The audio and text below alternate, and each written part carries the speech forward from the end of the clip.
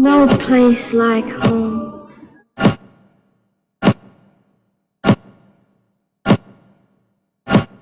No place like home.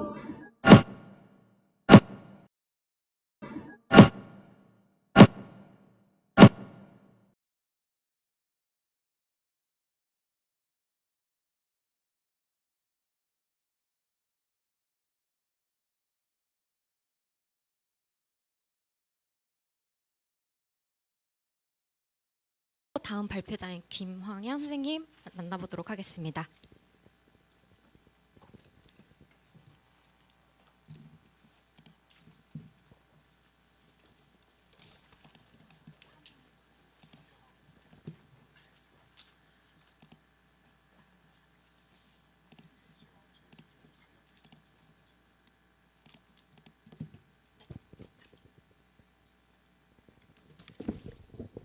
안녕하세요. 예, 유메 스튜디오 대표 김항현입니다. 저는 그 15회 네마프 글로컬 구회전 당선자이기도 하고, 그리고 제가 최근에는 이제 부천국제 판타스틱 영화제를 갔다 왔습니다. 이제 우선 이제 제 주제는요, 이제 머시니마에 대해서 말씀드릴 것이고, 저 같은 경우는 이제 업이 영상이다 보니까 제가 말하는 것보다는 영상으로 보여드리는 게 좀 더 쉽고 전달력이 강할 것 같아서 영상으로 준비했습니다. 감사합니다.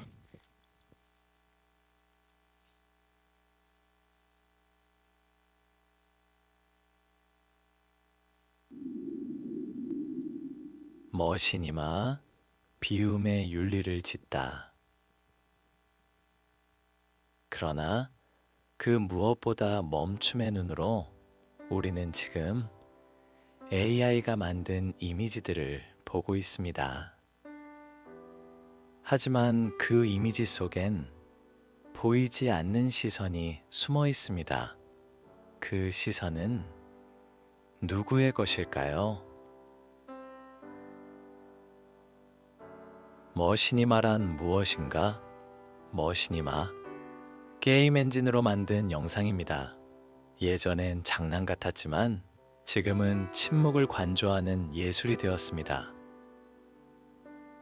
2025년 밀란의 머시니마 페스티벌, 전 세계 창작자들이 모여 AI 시대의 윤리를 다시 묻기 시작했습니다. 기술을 전복하는 응시, 누군가는 전투 게임을 말 없는 대화로 바꾸었습니다. 누군가는 주인공을 소외된 이의 얼굴로 바꾸었습니다. 보이지 않던 이들이 이제는 화면을 채웁니다.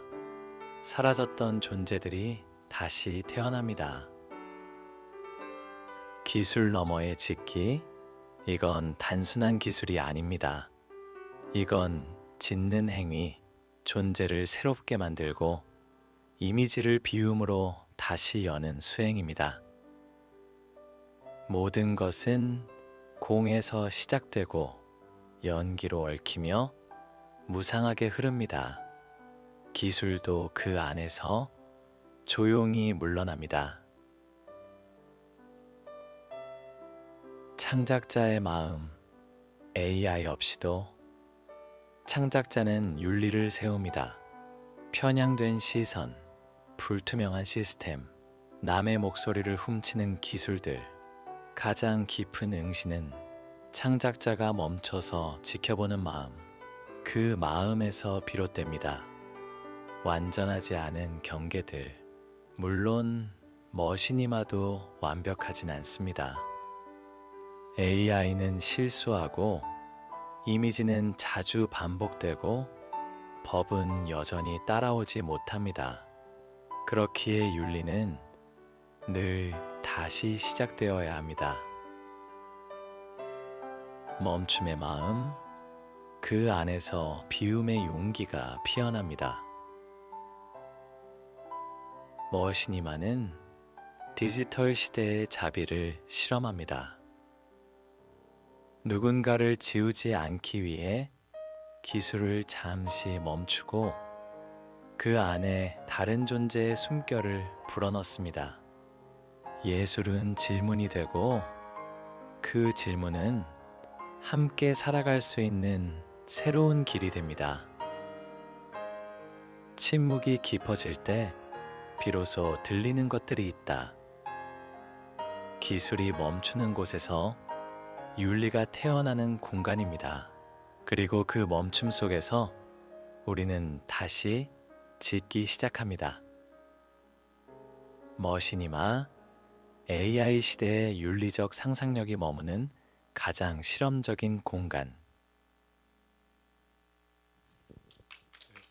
감사합니다. 네. 그래서 제가 이제 하고 싶은 말씀은 뭐냐면요.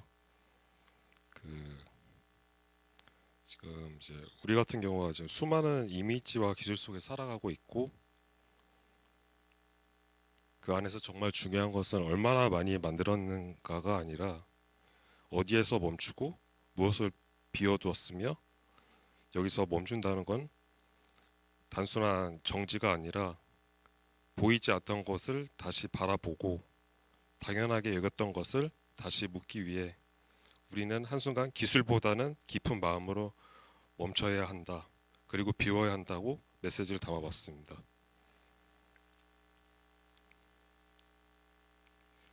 그 기술이 말해주지 않는 진심과 알고리즘이 보여주지 않는 타자의 숨결은 그 비움 속에서도 비로소 피어난다고 생각합니다.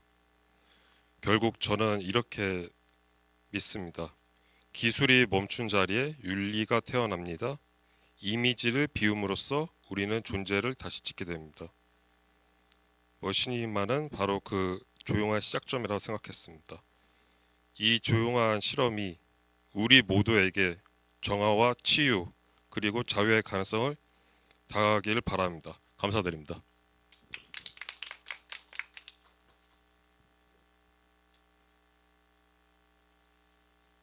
이제 강연 감사드리고요. 다음으로 김장현호 선생님이 토론자로 진행하시는 토론 같이 진행하도록 하겠습니다. 앞선 세 분의 토론자 발표자분들과 함께 20분여간의 토론이 진행될 예정입니다.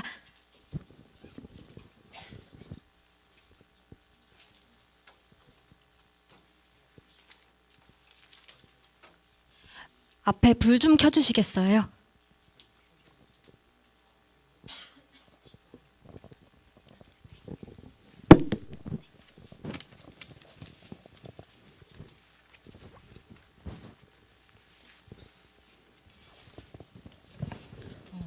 그 11시에 이렇게 그 세 분의 그 발표하신 분의 색깔이 다 달라가지고 새 발표가 너무 재밌었습니다. 제 개인적으로. 네.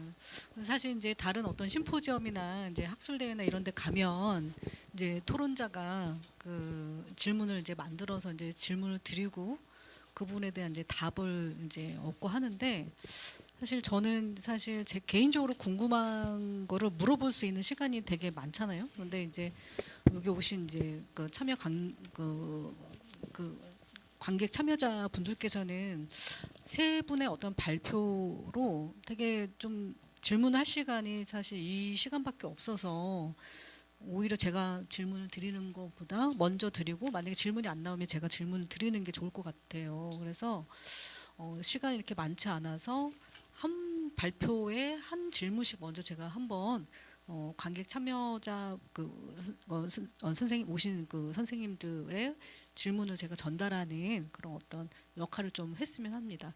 혹시 먼저 좀 질문 좀 생각하신 질문 있으실까요? 네.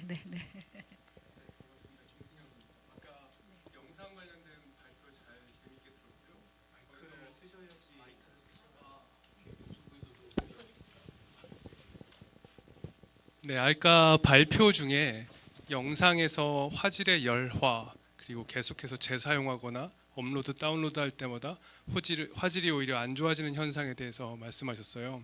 근데 최근에 보면 오래된 이미지를 오히려 해상도를 올리는 경우나 어떤 손실된 부분이나 열화된 부분을 다시 복원시키는 것도 AI가 담당하고 있는 부분들이 경우도 굉장히 많지 않습니까? 또한 아날로그에서 디지털로 옮겨질 때 우리는 무언가를 잃는다라고 하셨는데 실제로는 아날로그는 그 자체로 시간이 지나면서 계속해서 열화가 일어나고 품질이 떨어지는 반면 디지털은 또 그렇지가 않단 말이죠. 그렇다라고 하면 그 폴리모프 과정이나 AI로 인한 어떤 손실, 열화라는 게 되게 특정하게 일어나는 현상이지 실질적으로는 오히려 그 반대 현상도 역으로 되게 다양하게 있을 수 있는 거 아닌가라는 생각이 들어서 연구자로서 어떻게 보시는지 궁금했습니다. 네, 저는 우선 생각을 한 게 말씀하신 것처럼 이제 열화된 이미지, 예전 과거의 이미지를 새롭게 이제 화질을 높인다던가 아니면 복원을 하는 작업들이 굉장히 유행처럼 이제 번지고 있잖아요. 작업들이. 근데 반대로 생각해 보면은 이제 사람들이 점점 더 아날로그와 디지털의 경계에 대해서 생각을 하면서 그런 작업도 있더라고요. 유튜브 플레이리스트를 제가 좀 자주 듣는 편인데 요즘에는 유튜브 플레이리스트에 너무 선명한 음악이 귀에 거슬려서 로우파이라고 하죠. 일부러 음질을 저하시킨 다음에 음악을 듣는 유행이 지금 번지고 있거든요. 그래서 저는 그런 것들을 보면서 사람들이 아날로그와 디지털, 왜냐하면 음질이 저하된다라고 하는 거는 DVD가 아니라 예전에 전축, 이제 LP판의 형태로 돌아가는 것이라고 만약 생각을 한다면 저는 아날로그와 디지털을 생각했을 때 사람들이 직관적으로 가지고 있는 아날로그에 대한 향수가 있다고 생각을 합니다. 그리고 이걸 전제로 깔고요. 그리고 그 이제 연장선에서 아날로그에서 디지털로 이거는 근데 영화 이론과 너무 연관되어 있는 장면 같아요. 예를 들면은 필름에서 디지털 기기들로 바뀌었을 때 사람들이 계속해서 영화의 지시성을 따지면서 필름은 그 자체로 있는 현상을 포착하는 것인데 디지털 영상은 그 외의 것들이 많이 첨가된단 말이죠. 영상 편집도 그렇고. 그래서 그 맥락에서 저는 이해를 했습니다. 질문이 되게 깊고 아마 여기 계신 분들 중에서도 그런 부분에 좀 공감하시는 어떤 질문을 잘 해주셨다는 생각이 좀 듭니다. 예. 굉장히 날카롭네요. 네, 진짜 날카로운. 좀 당황했습니다, 사실. 바로 대답하기 좀 어려운 질문이었던 것 같아요. 좀 생각해보게 돼서 계속 네, 혹시 추가로 또 많이 생각해보게 됐어요, 저도. 네, 저도 사실 영화를 되게 오랫동안 보고 아카이브 영화라든가 아니면 이제 뭐 파운드 푸티지 영화라든가 아니면 그 컴플레이션 필름이라든가 이런 식으로 이제 다양하게 이제 기존에 있는 어떤 사진이나 무빙 이미지를 활용해서 만든 영화가 지금까지도 되게 한국 작가분들도 꽤 많고 이제는 근데 이제 그런 부분들이 갖고 있는 어떤 그 이론이나 이런 부분들을 좀 깊이 있게 살펴볼 수 있게 해주셔서 너무나 좀 좋은 어떤 발표였다는 생각이 들고 그리고 또 이제 전유 영화라고 하는 어떻게 보면 그 개념이 갖고 있는 이 앞으로의 어떤 시대에서의 어떤 무빙 이미지 그런 부분에 있어서의 어떤 가능성과 함께 그 이제 그거를 피흘림이라고 얘기를 하는지 저는 오늘 처음 알았거든요. 근데 그거 우리도 느끼잖아요. 가끔 가다가 이미지가 이렇게 보여졌는데 그게 갑자기 이제 피흘리는 아날로그에서 나오는 어떤 그 느낌을 저도 가끔가다 느끼는 적이 있거든요. 근데 이제 그걸 이렇게 이미 얘기를 하는 어떤 이론가가 있구나 이제 이런 생각이 들어서 많은 또 개인적으로 공부가 됐습니다. 예. 또 이제 발표 하실 분. 혹시 저도 관객으로서 네네. 질문을 드렸다가 네네. 해주신 발표에 대해서 너무 드셔야 돼요.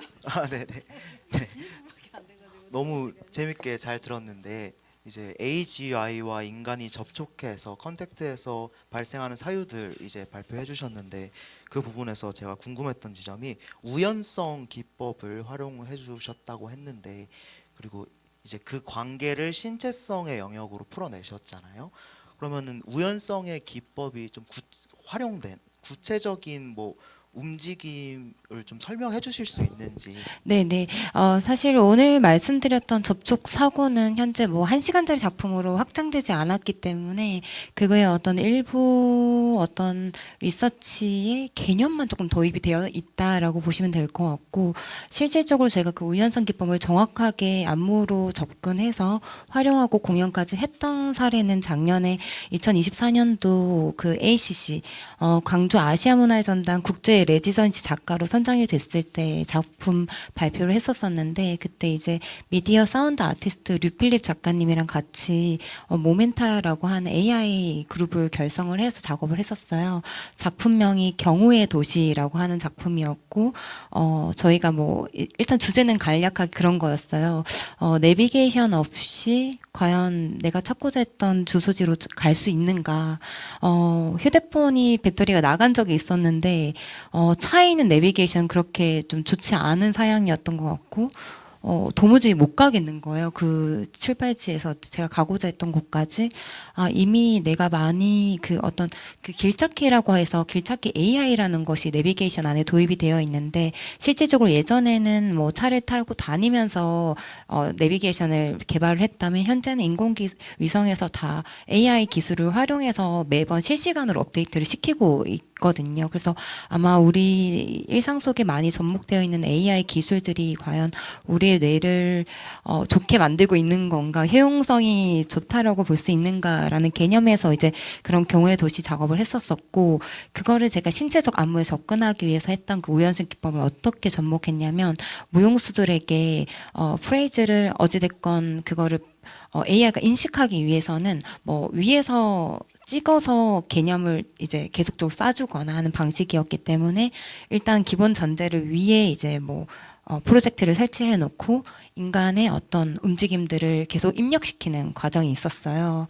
그러려다 보니까 사람이 서 있으면 머리 전분이 안 보이는 거예요. 그러면은 내가 면이 돼야 되는데, 그냥 이렇게 보이는 신체의 면이 아니라 위에서 나를 바라봤을 때 면을 하려면 발을 앞으로 뻗거나 팔을 뻗거나 뭐 이런 식으로 만들어야 되는 거죠. 그래서 뭐 면을 만들거나 아니면 숙이거나 하면서 계속적으로 몸으로서 만들 수 있는, 상위에서 볼 수 있는 면들을 만들어야 하는데, 그때 이제 AI 학습시키듯이 하나씩 입력하는 거예요.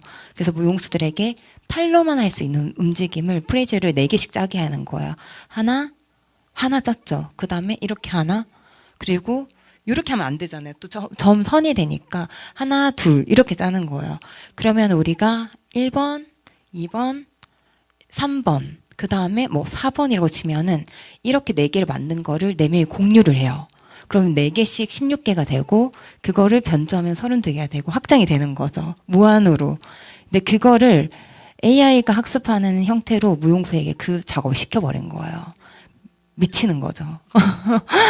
왜냐면은 뭐 각을 지거나 면을 주거나 뭐 숫자를 주는 게 아니라, 우리는 그냥 무브먼트로 뭐 리서치를 하다가 몸으로 익혀서 작업을 하는데, 보통 아니면 저희가 작업을 주거나 아니면은 뭐 이런 느낌 또는 이런 컨택해보자 해서 어떤 표현 양식을 주고 거기서 발화되는, 자연적으로 직관적으로 나오는 거를 프레이즈를 픽스시키는 방법이 보통의 안무인데, 머리 미치는 거예요. 막 누구는 뭐 이랬다가 저랬다가 하는 거를 외웠는데, 우리 그러면 1, 2, 3, 4에 1에 2, 1, 2에 1, 3에 1, 4에 1을 붙여볼게가 되고, 1에 1, 2에 2, 3에 3, 4에 4를 붙여서 한 동작을 만들어 볼게. 그러니까 이게 프레이즈의 그 동작을 외우고 있지 않으면 안 나오는 거예요. 그래서 이제 그런 식으로 확장된 모델로 50분짜리 잘 만들었죠. 그러니까 무용수들이 너무 싫어하더라고요. 저도 출연을 했기 때문에 저도 그 고충을 직접 함께 겪고 있었는데, 근데 그러고 나서 나오는 마지막의 포인트가 이게 나쁘고 불편함이 또 쌓여서 폭발력이 생겼을 때의 확장성.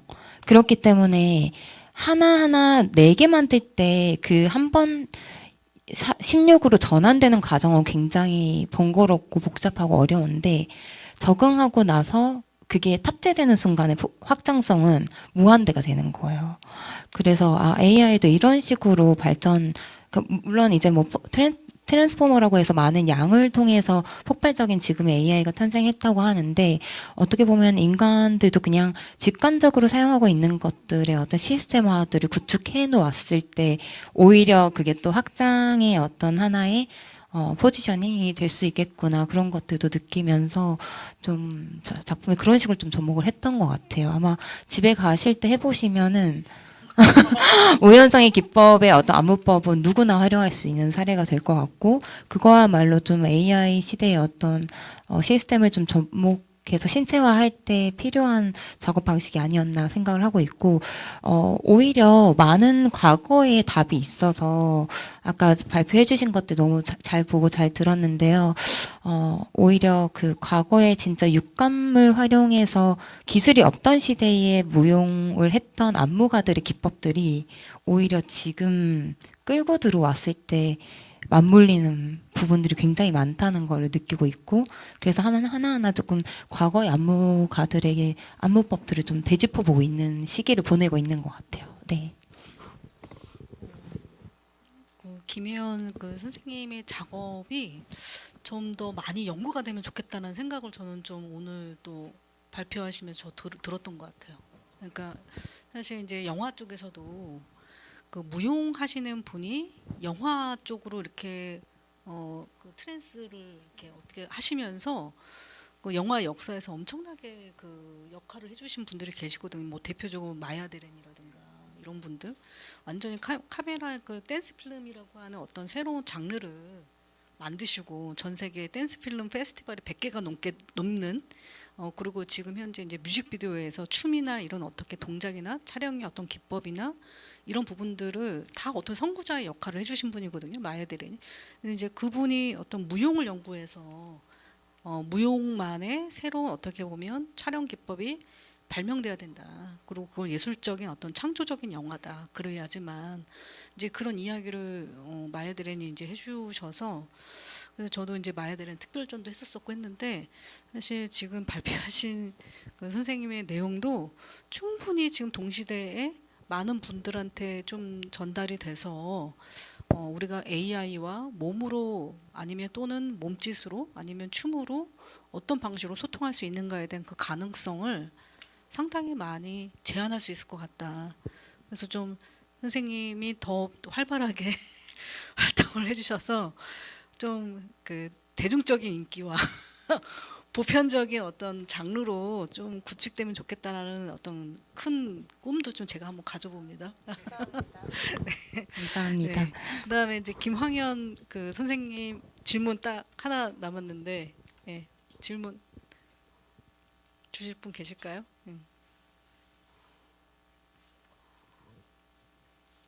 영상을 이렇게 만들어 갖고 오실 거라고 꿈에도 저는 생각을 못했는데 근데 그 마지막에 어떻게 보면 그 마무리를 또 그렇게 또 새로운 방식으로 발표를 해주셔서 너무 좋았어요.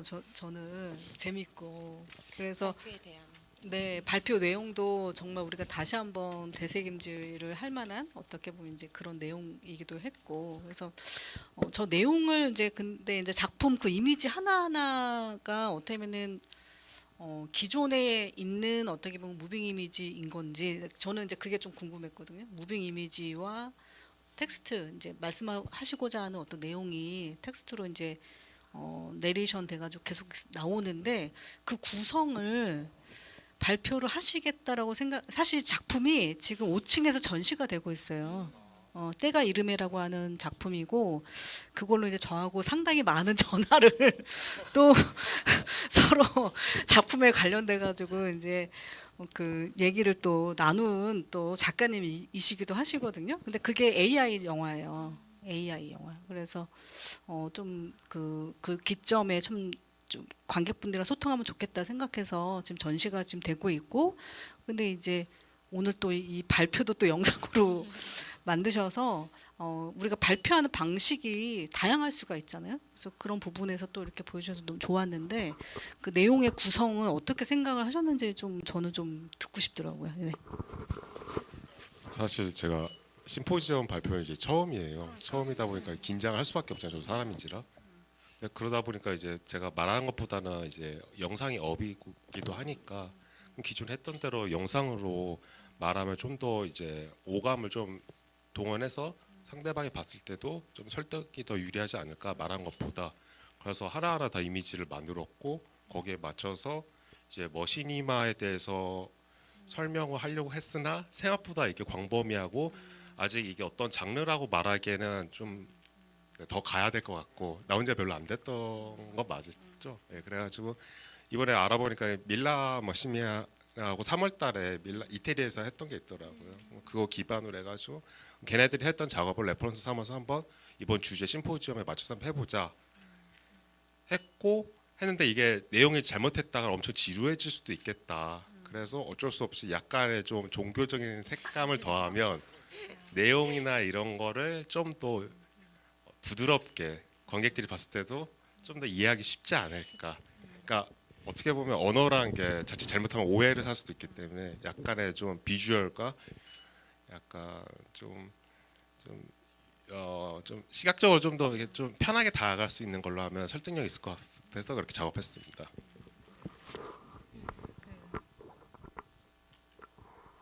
머시님 사실 저희는 그 머시니마라고 하는 그 장르가 되게 낯설 거예요.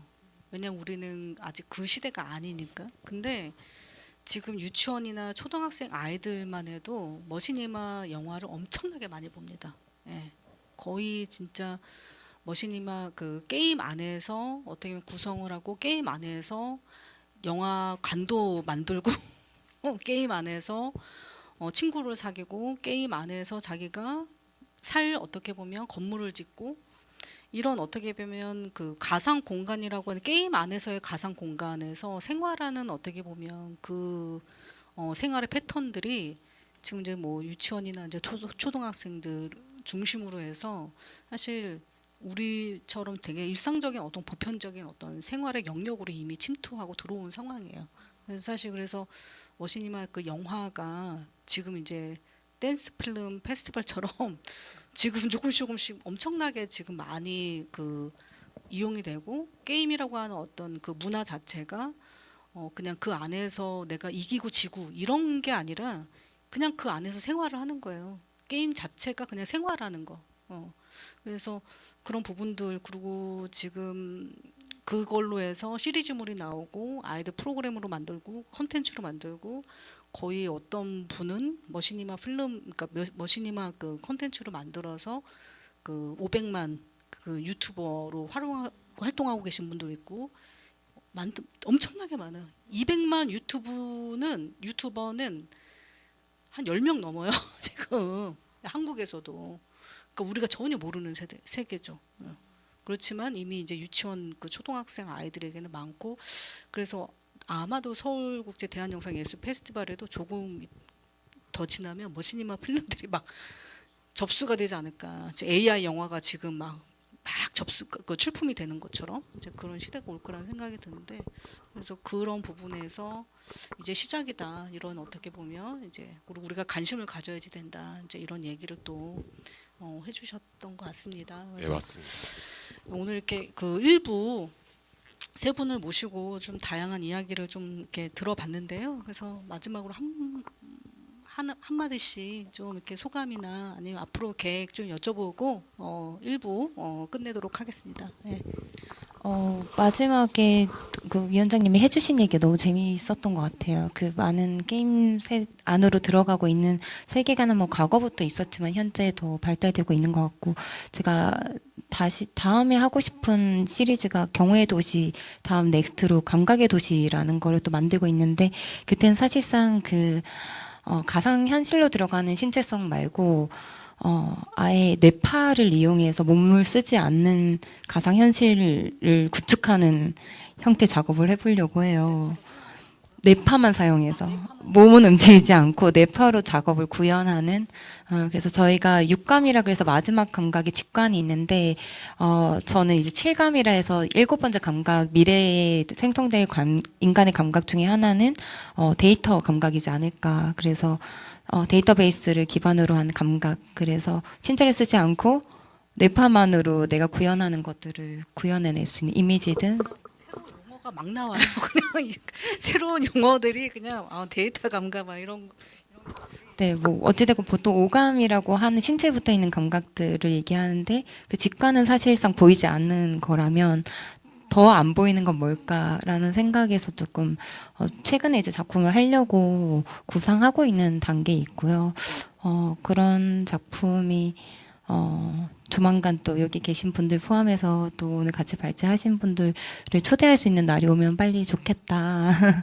네, 네마프랑은 제가 계속적으로 지켜보고 함께하고 싶었던 마음이 컸었는데 사실상 실제적으로 함께한 건 올해가 좀 처음인 것 같아요. 조금 분주한 일상에서도 또 이렇게 함께하길 너무 잘했다라는 생각이 들고 만나 뵈서 반갑습니다. 네, 감사합니다. 네. 네, 저도 이제 학술 심포지엄이 처음이었는데 되게 재밌고 이런 기회 주셔서 너무너무 감사하고 앞에서 이제 육감이랑 뇌파랑 막 말씀을 이렇게 엄청난 이제 계획을 말씀하셨지만 저는 이제 갓 석사를 졸업한 학생이기 때문에 앞으로 계속 생성형 AI에 관심을 두고 계속해서 연구를 이어나갈 예정입니다. 감사합니다. 네, 저는 이제 10년 만에 네마프에 다시 초청받아서 왔는데요. 역시 다시 오니까 기쁘네요. 감사드립니다.